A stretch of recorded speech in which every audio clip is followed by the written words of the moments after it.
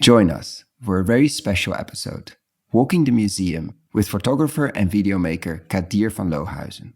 We talk about the power of photos and videos, how disconnected we are from nature, and how our current food system works. We visit large dairy facilities in Mongolia, farms in Saudi Arabia, the vegetable garden of Europe, which is in, wait for it, Kenya.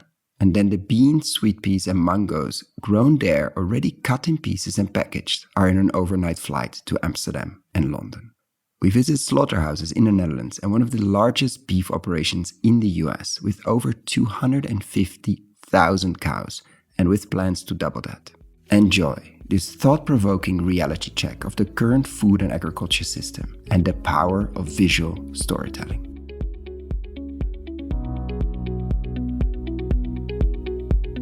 This is the Investing in Regenerative Agriculture and Food podcast, Investing as if the planet mattered, where we talk to the pioneers in the regenerative food and agriculture space to learn more on how to put our money to work to regenerate soil, people, local communities, and ecosystems while making an appropriate and fair return.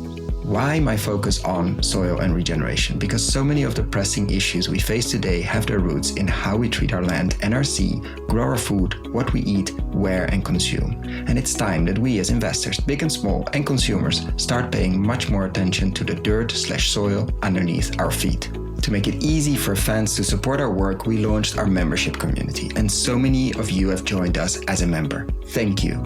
If our work created value for you, and if you have the means, and only if you have the means, consider joining us. Find out more on gumroad.com/investinginregenag. That is gumroad.com/investinginregenag, or find the link below.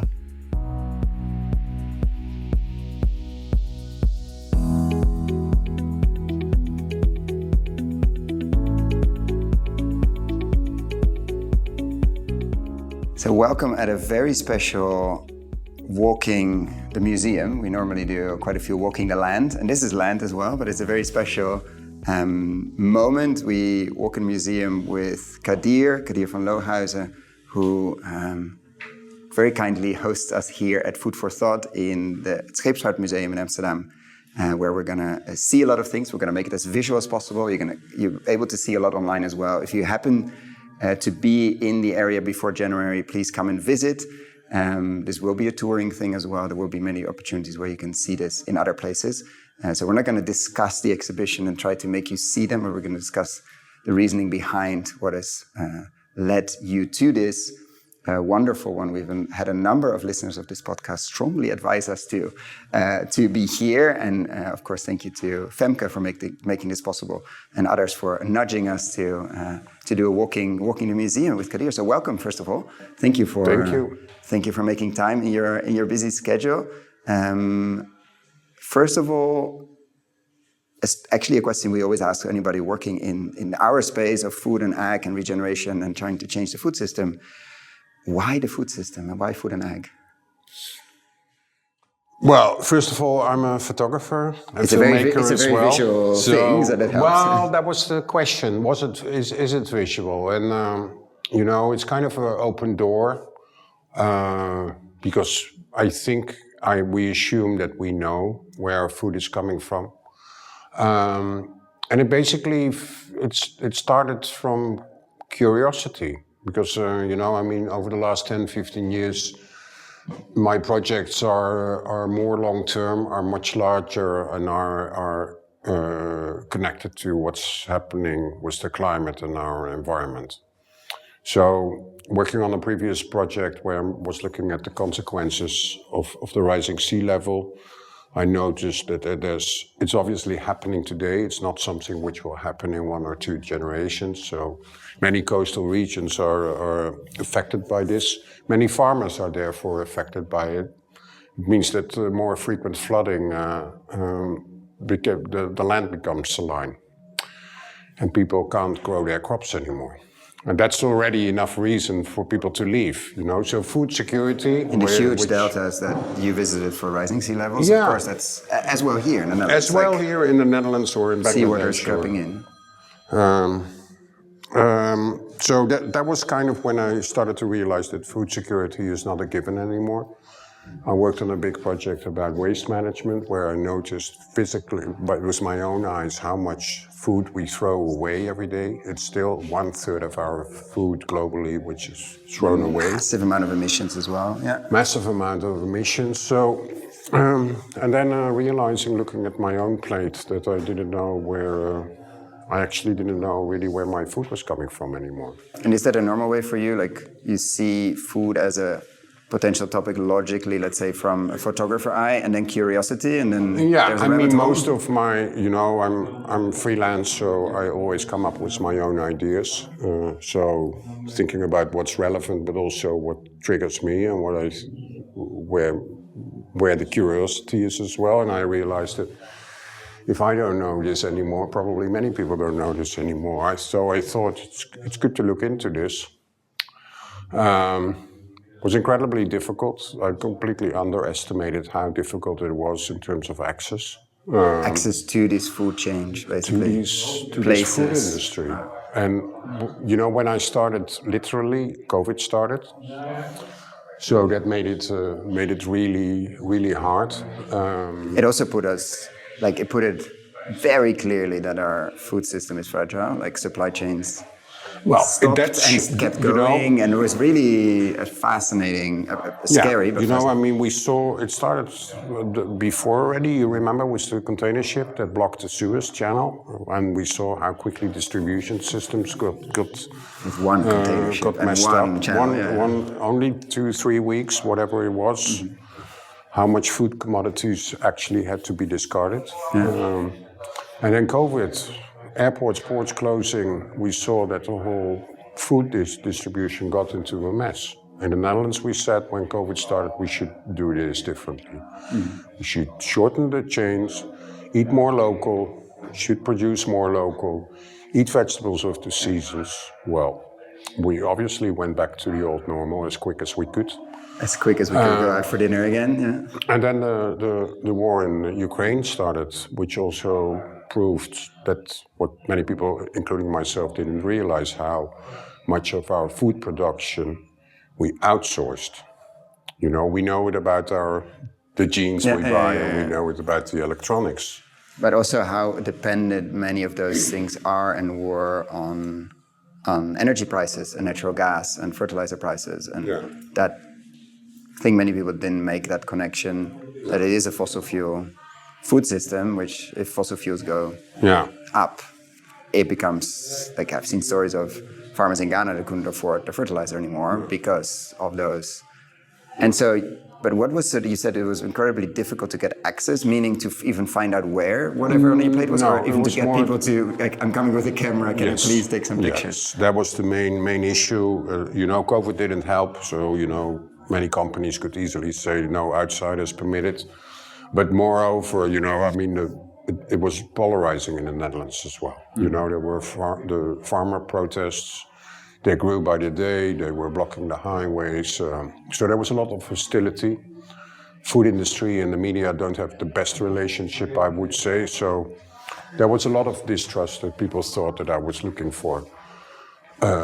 Scandals at the company. Or and you clearly aren't, like this is a... No, it's really, I really try to show it as it is. You will notice that, although I obviously have an opinion, that you won't really find it in the exhibition. Because I think people need to judge for themselves. And have you seen that with people, like coming through here? Because I think it's a very visual of the size and the scale and industrialization of the food system, as you mentioned, that some of us know because they've been in these places, most of us don't. And then it's with these images. You cannot, like if you read a case study and read a number of this, how many cows we slaughter, it's okay. But if you see that slaughterhouse, it's a very, like, what have been responses from people or reactions or... In general, I think people, when they leave the exhibition, they are a little disturbed. Is that what you were looking for? Not really, you can read it as you wish, right? Mm-hmm. I mean, there's images and footage in the US of the biggest ranch where I was allowed to visit, which has 250,000 cows. For most people, this is just mind-blowing and shocking and anything you can think of. And some people would say, that's incredible. Look at the efficiency. Yeah, how efficient this can be. How did you feel after? Like, did you feel? I mean, the exhibition is called Food for Thought. And although it sounds a little bit like a cliche, it perfectly covers, because it is really food for thought, you know. And I've been torn between admiration and bewilderment, you know, anything in between, you know, where every time I had to think, what do I think about this? Without necessarily spilling that out, because you clearly said, I don't want to put my opinion and my vision or... If we walk around, I mean, the Netherlands became pretty big, but the Netherlands is big. I mean, it is the second exporter of agricultural products in the world, in value, which is a bit inflated because it's obviously a lot is arriving in Rotterdam or Amsterdam and then it's going to... And I think quite a bit of it is flower bowls. It's flowers as well. Still, for the tiny, tiny country as we are, it's just striking. But it questions, right? Because, you know, Dutch tomatoes are pretty good nowadays. They all have the same size, they're all as red as they are supposed to be. But 80% is export. Our biggest export product is onions. I had no idea. But 90% is export. Cheese, you would think that the Dutch eat all their own cheese. They don't. 90% is export. So it starts to, you know, I started to question if it's such a good idea that we are such an enormous producer with all the challenges we have with the climate crisis, and how to cut emissions, and obviously agriculture is a huge emitter. That we have to rethink about. And in terms of food security, like just looking at the challenges of the sea, the salinity that you mentioned before, logistics, we're dependent on a few ports and a few channels. Like we've seen how fragile that could be. Yeah. And we're recording an interview, but it's okay. If it's a short one, go ahead. How did you come up with onions? Why the onions? I don't know. We just discussed it's the biggest export of the Netherlands, But apparently. when it goes to Senegal, the Ivory Coast, and the UK, Yes. masses You tell me. to Senegal. Yeah, the Those whole. masses go to the UK. No, most go to West Africa. The bewilderment is that's crazy. I mean, it's real, but interesting. Food for thought. Don't worry. And and then, so it questions that sort of logistics. Well, it questions a lot of things, of obviously. You know, I mean, like the fact that 60% of the agricultural land in the world is used to grow cattle feed is something to be questioned, obviously. The fact that Kenya, which is part of the exhibition as well, you know, I called it the vegetable garden of Europe. Because everything they produce, from spring beans, French beans, mangoes, avocados, is all export for Europe. You know, I mean, it's full of questions because, you know, I mean, why is it produced there? Because you know, 20 years ago, people didn't even know what a mango tasted like. Now we expected a mango to be there at Christmas or any time of the year. So it's our expectation as a consumer that it needs to be there as well. Kenya has an ideal climate because most of the land is at a higher altitude. It's on the equator. They can have multiple harvests in the season. It gives tens of thousands of people work. Relatively good logistics, flying. I mean, ports. It gets harvested this morning. They drive it literally to the airport the same day, and that's where it's cut, washed, and packed. And it will be on the overnight cargo flight to Amsterdam, London, Paris, or wherever in Europe. And it's going to be tomorrow or the day after tomorrow. It's going to be fresh in your supermarket. As we're speaking, we're looking at the video there of beans being packed into the airport of Nairobi. It's all possible, and it is admiration. It is possible, but imagine the logistics. But do we run like? Well, there's No, I mean, it's possible because the salaries there for the people who work And there the in land, that industry is $2-3 a day, which is honestly in Kenya is not enough to live on. So it's the partly questions slavery. of you know your small box container you buy in a supermarket with the cut mango pieces. That's a The day whole salary. If you're lucky, it's even yeah. So if the salaries will go up there, then we won't buy it anymore because then nobody's going to pay 10-15 euros for this small cup of mangoes. And this is something from the last 10, 15, 20 years maybe? Like it accelerated a lot. It accelerated a lot. Like a lot of these things, you couldn't have made this 15 years ago probably. I don't think so. No, especially avocados is like no. And Shame then the on you, question is avocado. obviously Yeah. avocados is one of the produce which is shipped by ship, by containers. The rest is all air freight. Yeah. Let's walk. So again, Yeah, I'm not. No, but it raises the questions. Like I think we often in the regenerative space, we work, of course, on the solution side, but we shouldn't forget just the sheer scale and complexity and industrialization and flows of food. And that's why I think imagery, you can read all the numbers you want. There's some great numbers at the beginning of the exhibition, but of course it's your lens. Your lens is photography, imagery, video.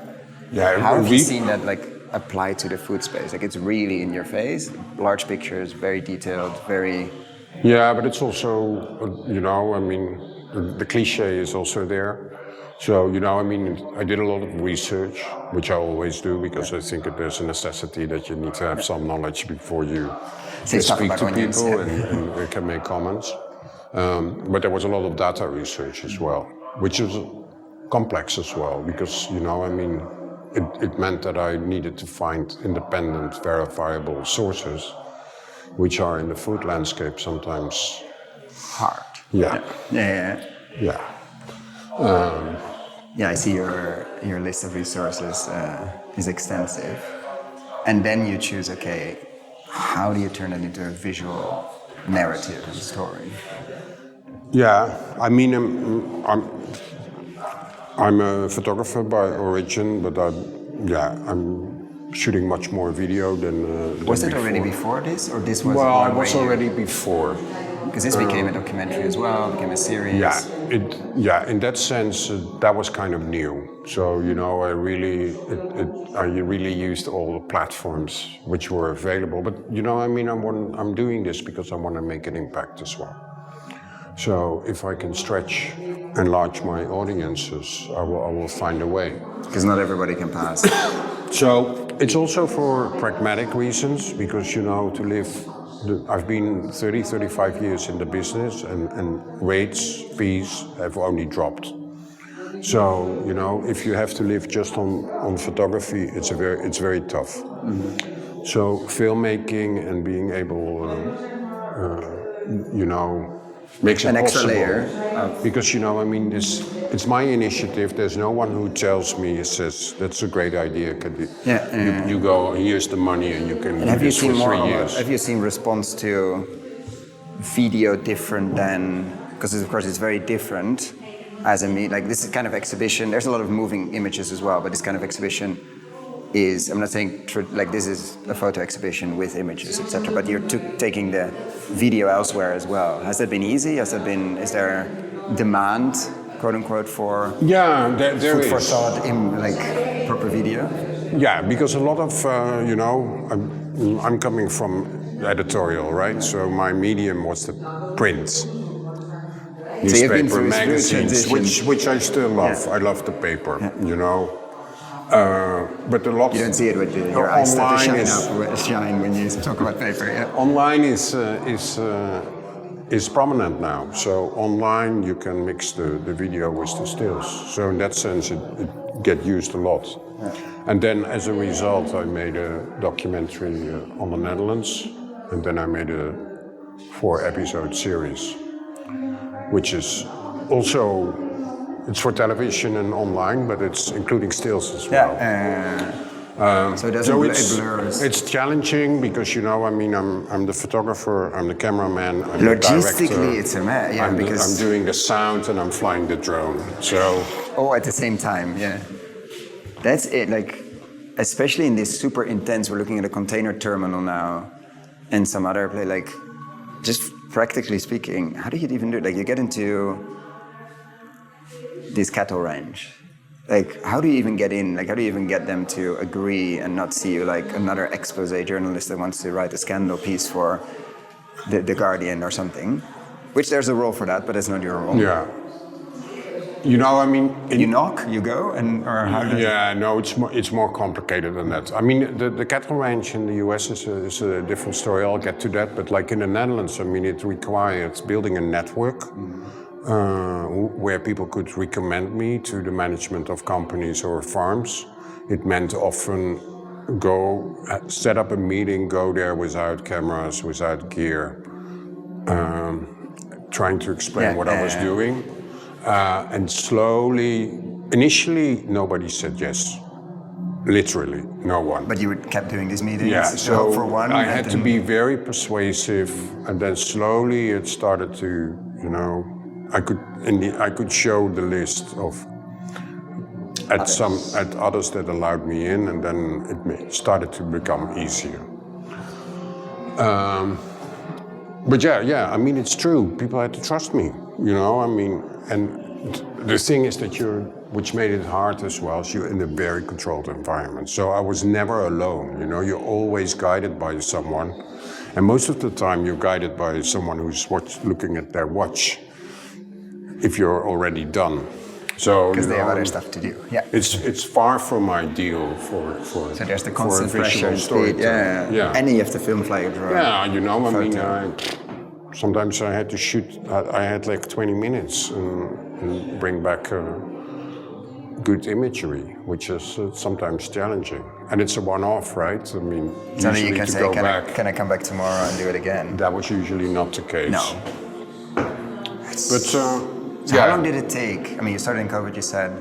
I mean, COVID slowed it down, obviously, because I couldn't travel. Yeah. So when did this open? This opened like a year ago.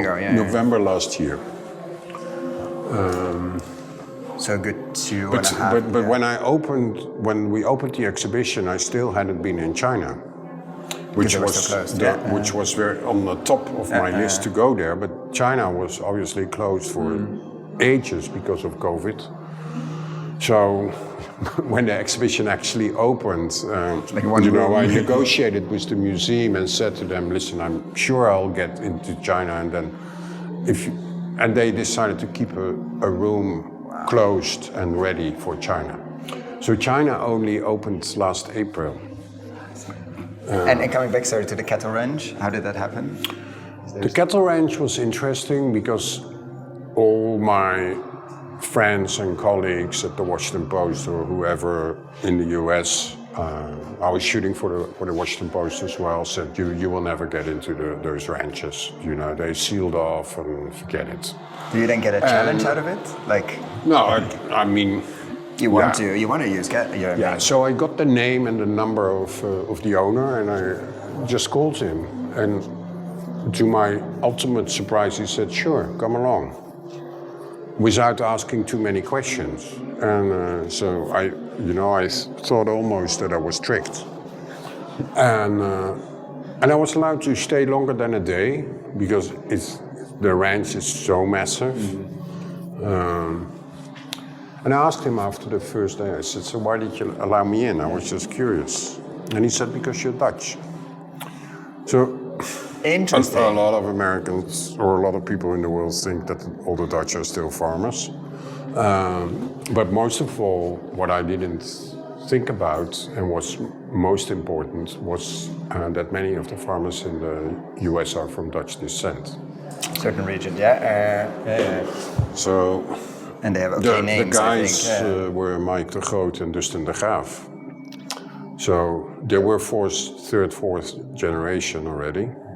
They didn't speak Dutch, but there was a connection. There was a connection. Interesting. while we're recording this, we're looking at packaging of beans, salads, processing of cabbage, and distribution centers with robots, which look very cool, very complex and interesting. We've done a deep dive actually on one in the UK, which is fully automated, but that's another story. And at a number of, just to name some numbers, 46,000 pigs are slaughtered every day in the Netherlands, which means 42 a minute. I think we're recording for 10, 15 minutes. You can do the calculation of how many that are, just to give a...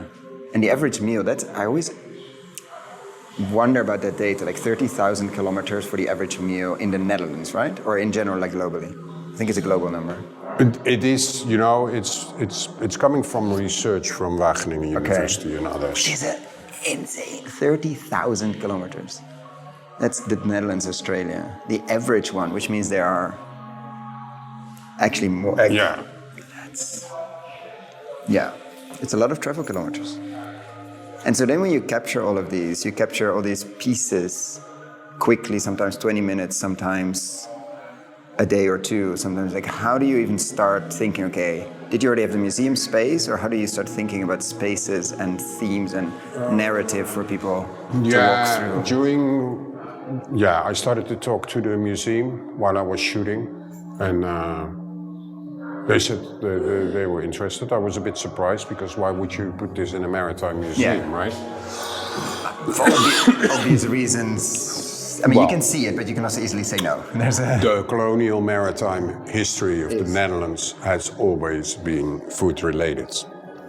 So it's always been about food commodities, spices coming from Indonesia, etc., etc.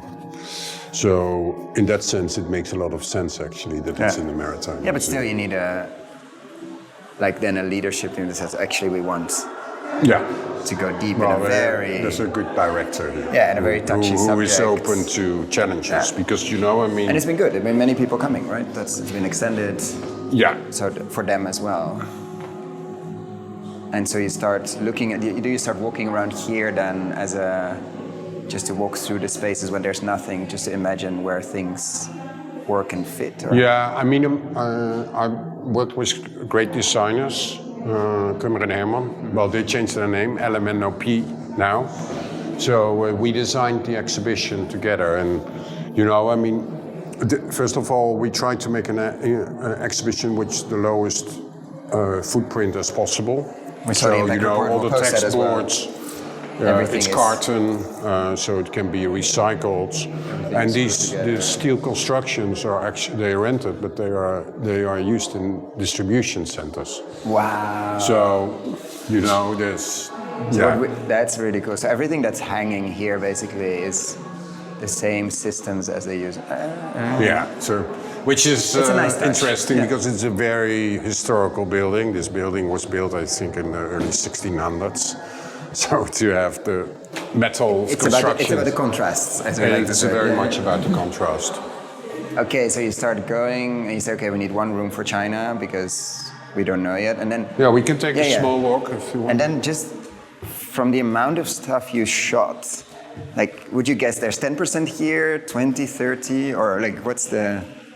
Okay, we look at a very disturbing cookie mountain. Editing your work is very difficult. So obviously it's condensed from all the work that I shot.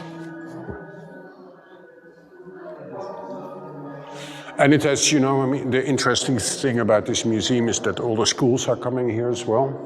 So it's quite visual. And we made this series for Dutch public television. It's 4 episodes, but now we made a series for school television in the Netherlands. So that resulted that there's like educational packages. So the classes, the kids come here with a purpose. They already have. And have you seen like kids going through here? Have you been many. What's the response from them? Because we often complain, the kids think that milk comes from the factory. There's like 40 kids lying on the floor, but it's interesting. I think it's interesting for them, as it's probably interesting for everyone, or it should be interesting to anyone. It's interesting also because, I got a lot of somehow got messages from parents, because there's families coming as well, that it's the kids who tell them to become vegetarian. Which is, by the way, look at this, interesting, they're trigger warnings. So it says, please note that the next video Shows footage. so it's a trigger warning, which is mainly about slaughterhouses.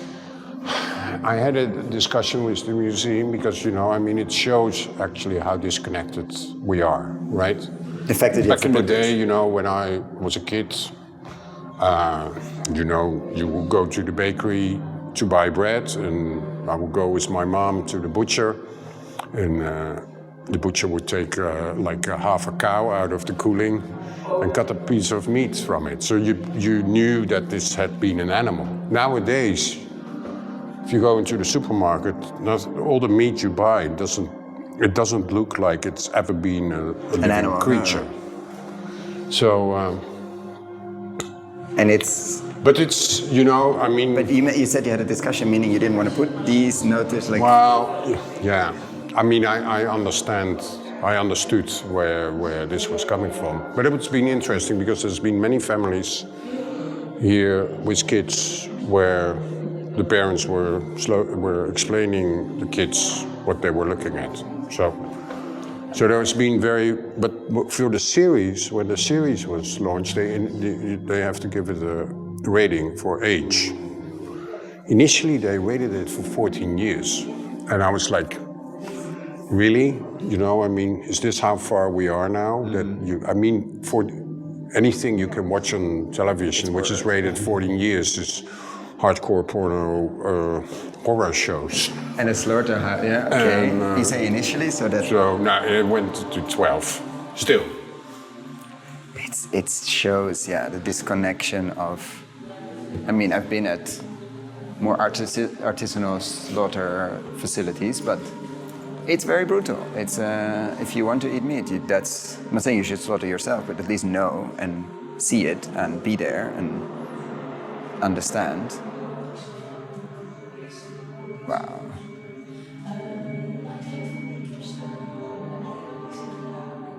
Yeah, so, I knew that slaughterhouses would be difficult to get. That I understood. That was not... You mean like the access piece or showing Yeah, the access. Yeah, because they don't have the best... But it was not the most difficult. Yeah. Kipster, we've had Ruud on the show before.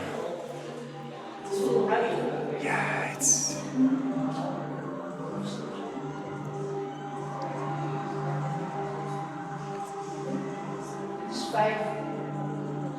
it's very interesting, that relationship, and how far it's food for thought. Imagining the amount of people that have interesting conversations. From the people I heard that have been here, we see now chickens being in boiling acid, to get them.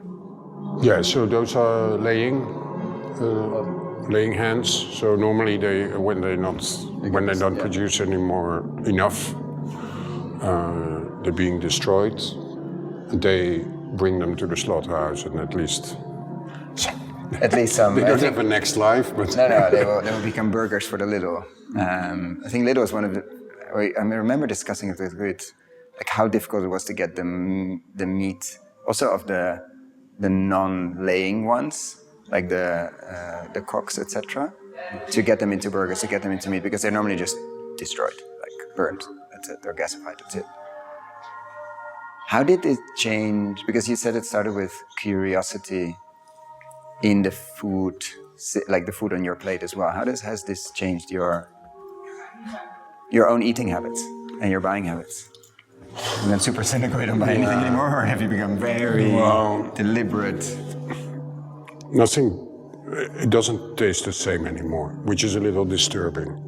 It didn't taste... But also been COVID. No, COVID took away a lot of taste. Okay, so nothing tastes the same? No, and obviously, sometimes it's a little obsessive because I'm like in the checking where everything is coming from, so... You're not you're still fun to go out for dinner with, or is it? It's okay, but you know, I mean, I'm not strictly vegetarian. I eat a lot. I eat very little meat. You know, a couple of months ago, I thought I'm gonna give myself a steak at a restaurant, and it just didn't taste. That's disturbing then. Like if you, okay. And in general, are you still enjoying food?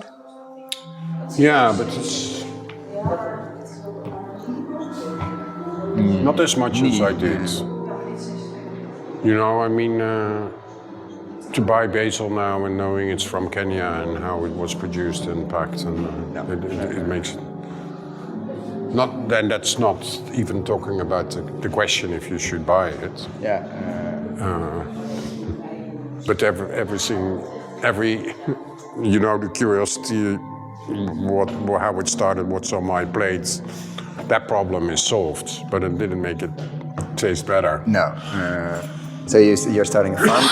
You're starting to grow your own food next, or no? You live on a boat, which is tricky. I live in the center of Amsterdam, but so yeah. It's difficult to do. It's good, you know. I mean, have you seen? I mean, we've not walked the whole thing, and we won't have time. But like, have you seen like potential pathways, or I'm not saying solutions, but like directions that excite you also as a storyteller, photographer? I mean, you know, I mean, this, you know, I mean, I could work on this for another 10 years because there's more countries I haven't been to than countries I've been to. I didn't really look into solutions. It's really shows you the moment, like how it is today. But the good thing is, you know, working on climate-related stories before, that you feel that people feel powerless. It's too late. You know, we're going down anyway. What can I do? There's a word for that. Yeah, it's sort of depression. I mean, I understand. And with this, you know, I mean, it's a complicated issue, but at least, you know, if you're lucky, you eat 3 times a day, and you can think about it. You can think about what you're about to stick in your mouth. It's the other one of like. But we actually look at a video now of thrown away donuts, which is a bit disturbing. Well, it's interesting actually because it's a company in the Netherlands who's collecting discarded foods from the industry. Food waste. Yeah. So you see there the famous Dutch stroopwafels, syrup waffles here. A massive mountain of. So they have donuts, macaroni. Which is, I think, partly Kipster. One of the ways they figured out is their feed, their feed. That's the story behind this, because they're collecting this discarded food from the industry. So it's foods, commodities which are not like baked well or broken or packaging is normally wrong. It would be destroyed. Goes to this company and they turn it into chicken and pig feed. Yeah. Which is very interesting. Yeah. It's very interesting. At the same time, it's also food for thought. Because anything you see at that company, you can still consume. It just didn't pass the beauty contest. So why you were feeding it to pigs? Yeah, that's the. But it's true because, you know, I mean, if you look at the meat industry, how inefficient it is, how much land and water is needed to feed. To grow feed and then to feed your kilo of beef. It's. It's an empowering one, but a very I think that's why the food place is interesting. It's such a big one to change, but it's so changeable. Not easy at all. No. Like if we look at the industry, just at the investments made, like the capex, like this supply chains that we see around us, but they've all been built in the last 15 years, 20 years, which means it's possible. Like if we really put our there is a. I mean, obviously, it's a a very polarized debate in the Netherlands. But you know, I mean, I still speak to a lot of companies, and actually, I'm invited by a lot of companies to speak for their management now. including the companies who didn't even allow me in back in the time. Do you ever get a question then, like, why didn't you come to us? And you're like, I talked to your whatever manager, and they said no. But as soon as the door closes and you're with the management, everybody knows that things need to change, So... whatever angle you come from health, whatever angle you come from climate, soil quality, salinity, inequality, it's inevitable that this food system will change. The question is how fast and which direction. So the reason to pick the different countries, the Netherlands was obvious. Mm-hmm. The reason I went to the Emirates and Saudi Arabia was because they were pretty severely affected by COVID because they were depending for 90% of their food commodities was import. So there were empty shelves. So they decided that they want to become independent and pick up their own production. So they're building, money is not an issue, so they're building the biggest greenhouses, vertical farms, poultry farms, dairy farms, whatever. The only issue is water. Yeah.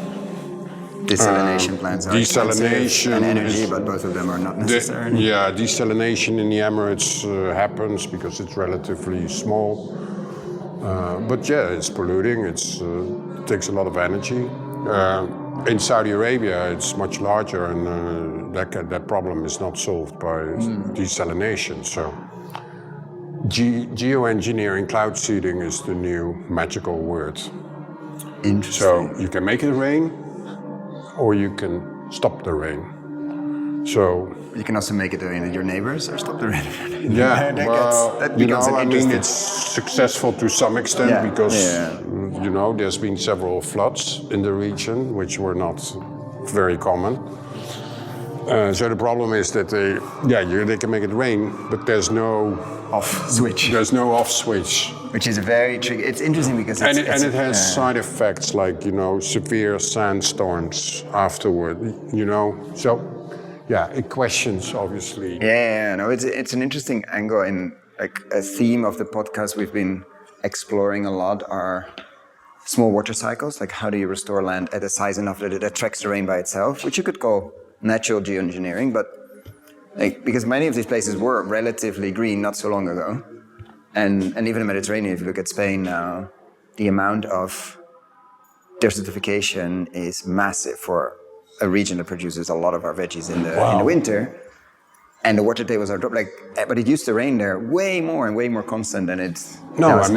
Kenya is experiencing severe drought. So it was literally I was on the farms where it's green, and outside the fence there's a drought. There's dead cattle.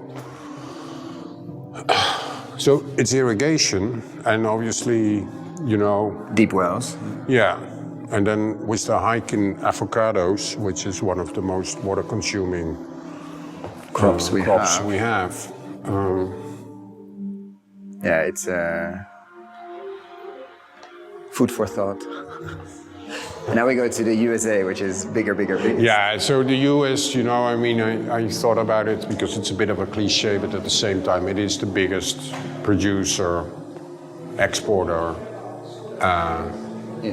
and biggest consumer of meat. An American eats 4 times more meat than we do. So 4 times. Okay, so any reduction there is like the.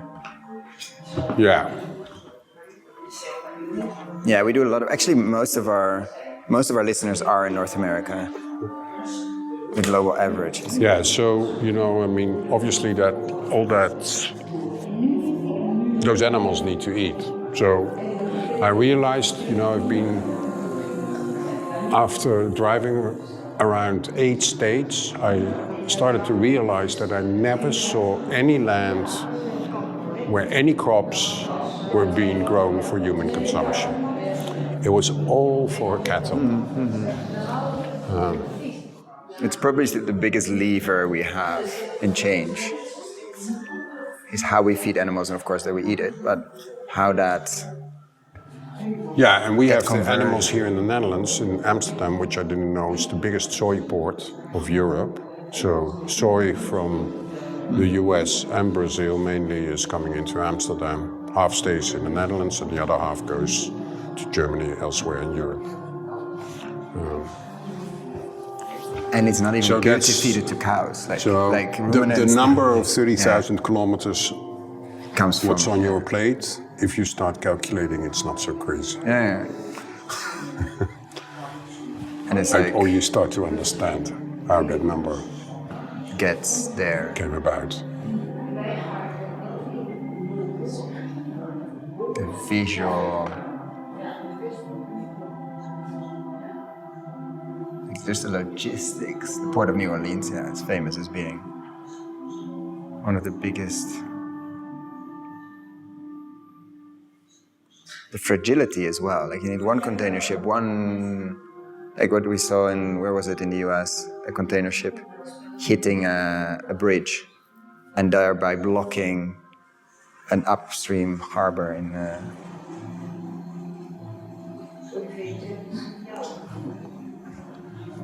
Yes, have you measured like the amount of people that turned vegetarian after this? It's interesting. So this is the... Yeah, for it.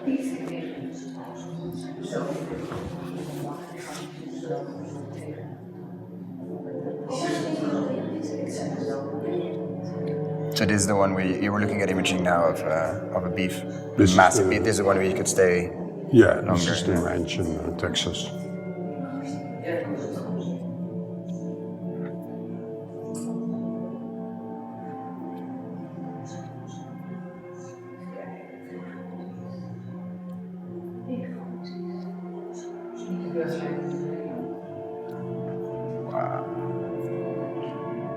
Feels dystopian, huh?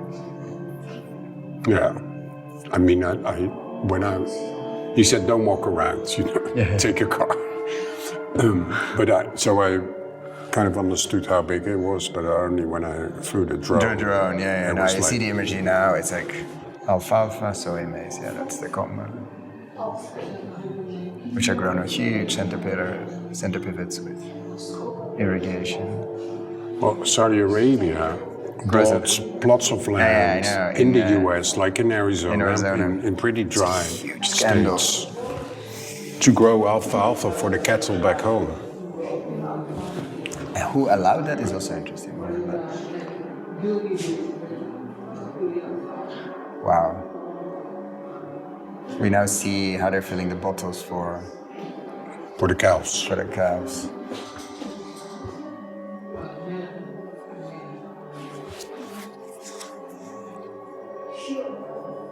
Or sorry, how they're washing them, yeah. And all these workers are Yeah, I mean... that's- immigrant workers. Yes, like everywhere. Like everywhere. Like in the Netherlands, just to give you an example, I haven't been anywhere on the production floor in a farm where I spoke Dutch. I would speak Dutch with the management. Otherwise, it's migrant workers from Eastern Europe. In the US, they're all from Central and South America. With all the debates we have in the Netherlands and elsewhere about immigration, there wouldn't be asylum. anything. There wouldn't be anything on your plate without that. Yeah, I was thinking, what about if let's imagine migrant workers would strike for a week in the Netherlands. Supermarkets would be empty. This is a shift, a very dramatic shift. We're seeing bison now that are returning to the Dakotas.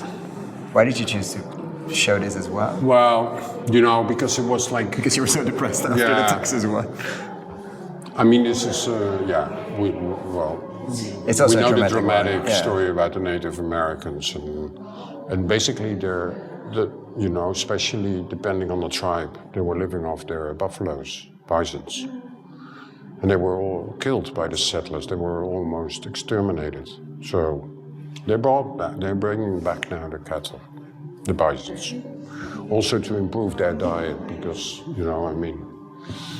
obviously obesity is 83%, I saw it's a terrible. statistic now, yeah. Yeah, so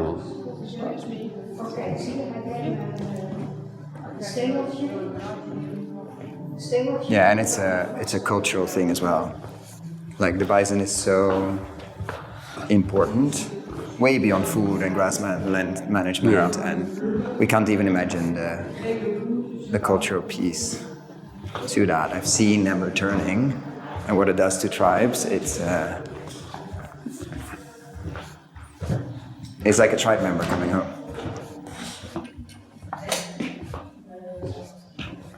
So when you talk to the management, etc., you show photos, you talk about your journey, like management of food companies, once you visited or not. Like, what's their...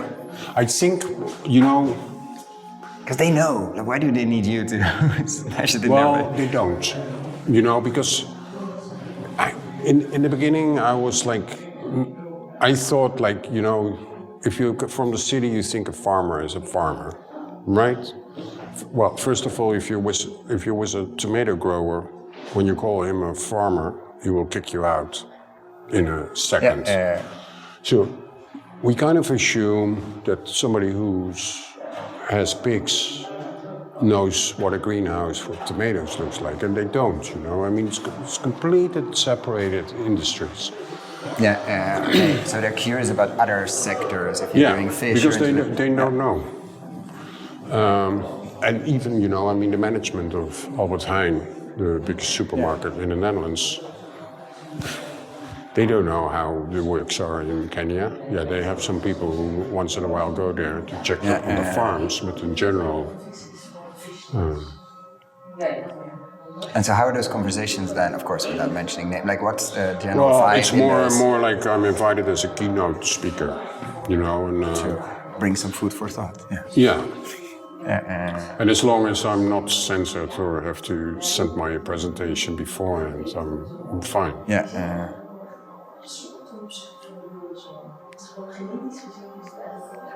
So here we're in Kenya. Why did you pick Kenya? I mean, Kenya because it's such a huge producer. It's not just for the Netherlands; they produce for the whole of Europe. No, of course. So it's massive, and it's really food for thought, right? I mean, because one of the herb growers, they're a huge herb grower because our basil, thyme, oregano, etc., all comes from there. He says, "Listen, what's the problem you guys have?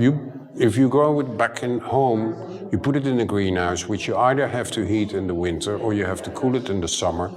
Here we use natural resources, which is the sun. We grow it in the soil. So what's the issue?" Which to some extent he's very right. The question is obviously if this all should be exported.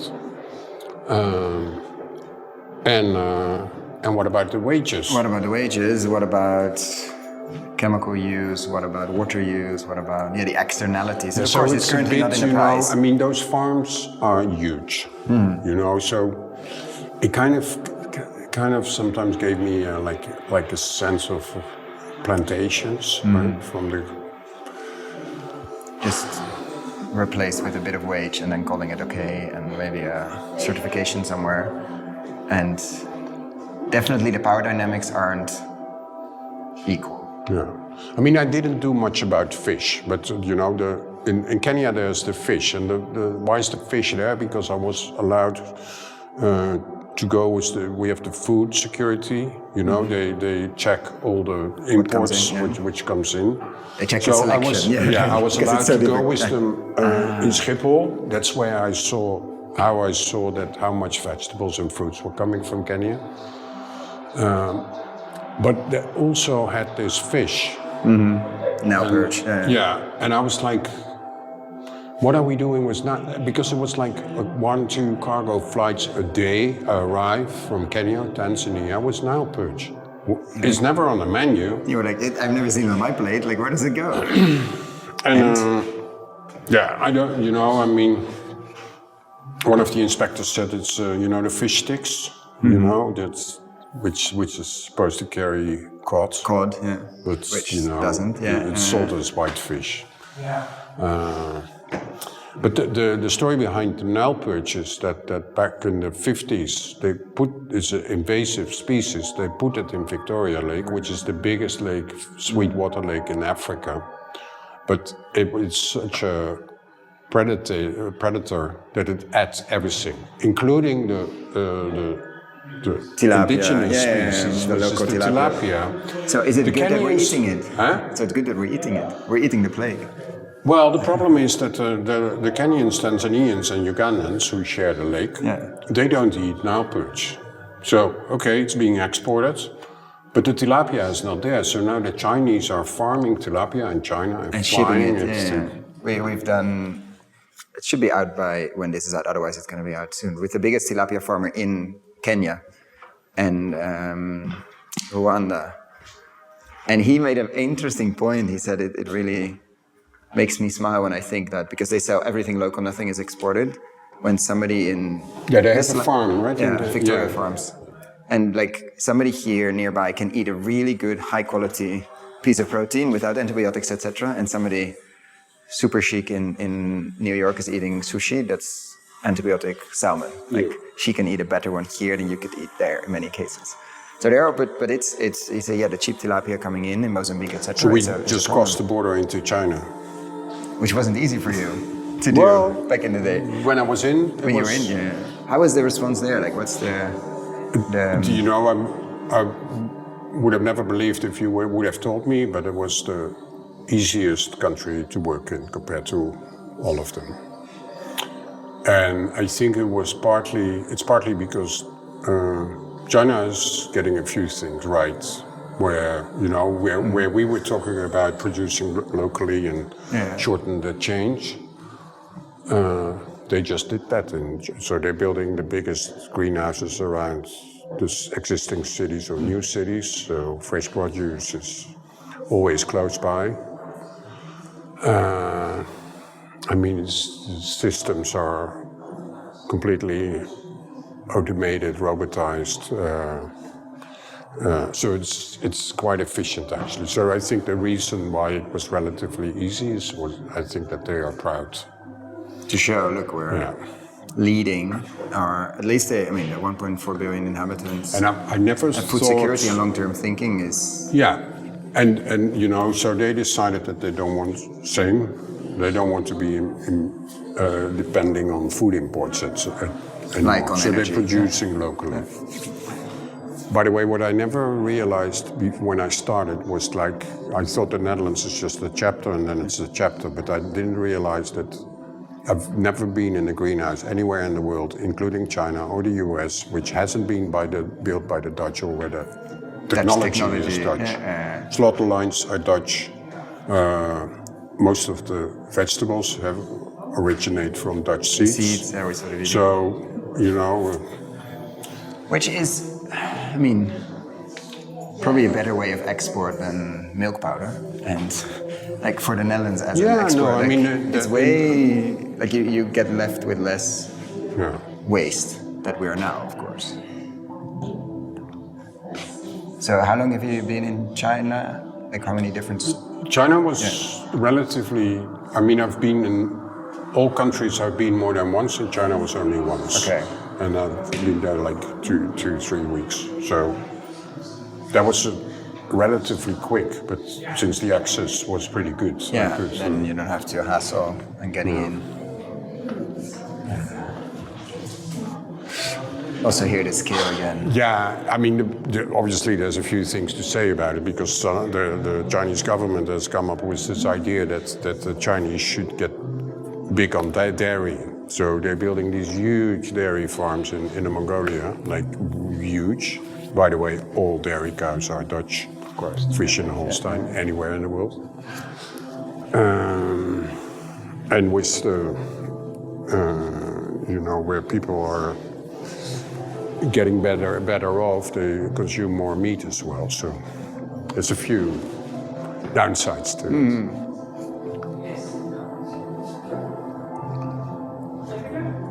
We're looking at a cow carousel of being milked, where 80 different cows fit in.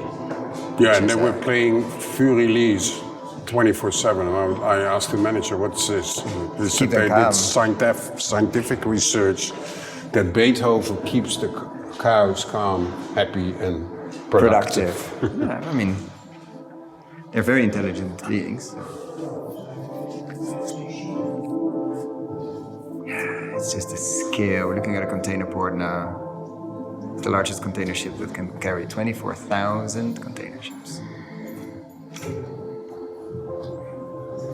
So what was your biggest surprise? I mean, there's so many, but like, if you had to pick one surprise, like seeing all of this, what was really... I don't think I can pick one. No. You know, I mean, What shocked you the most? The scale is just, you know, and the way we organized it, the whole food system, it often made no sense.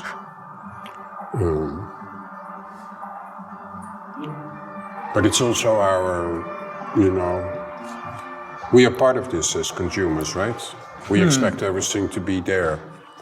And we see always an AI delivery... robots driving around the cities. With... Yeah, sometimes it was science fiction.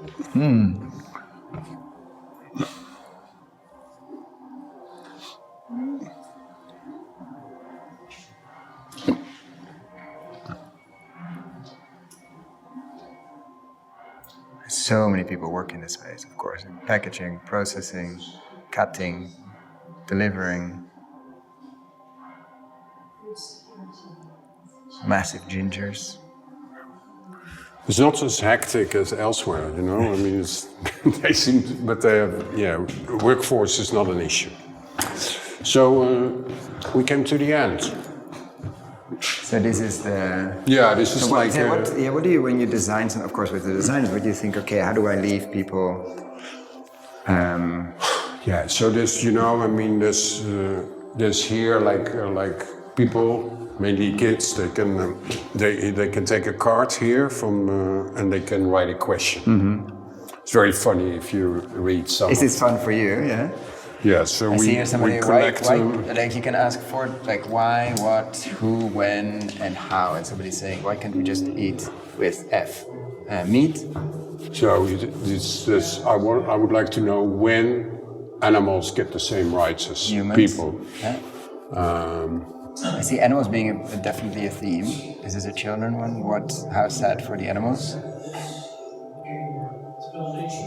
Why aren't workers paid fairly? It's a hidden crime. That's not a question, that's more a statement. And this one says, I want to know why are there so many angry vegans here? Fair enough. There's somebody, how do we stop the supermarkets? Absurd that you can buy a cut and peeled apple in a supermarket. When can we buy cloned meat in the shop? And my fear with that is just going to be at the same size factory, the same size payments. Only Ukrainian. Yeah. We're going to invest in locally sourced food, big supermarkets, that's okay. Yeah, there's many. There's so many. You sometimes come here and just look at them? Or and then we collect them. So why is there still, with all the genetically modified food, still food waste and spillage? That's a very good question. You collect them and then what do you do? Yeah, the museum is, I think we're gonna, we're gonna make some reports, and I think they use it in the education as well. Oh, there's some funny food for thoughts here, yeah.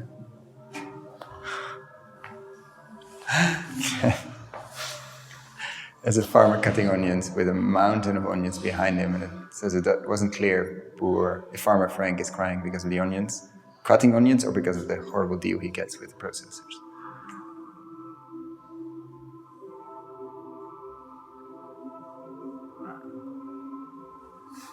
It definitely pushes people. That's what seeing it now, of course, with my own eyes, that it's very clear, but it definitely pushes people as well. That nudged us to come here. So it is, and from people that have been at these places, have seen this, are working in so I can only imagine if you're sort of newish or curious, it's quite you're not going to leave untouched, I think. Fascinating. Yeah, and it's like in Kenya, it's all manual. Mangoes. But it's all done manual, the way, how automated it is in China. In China.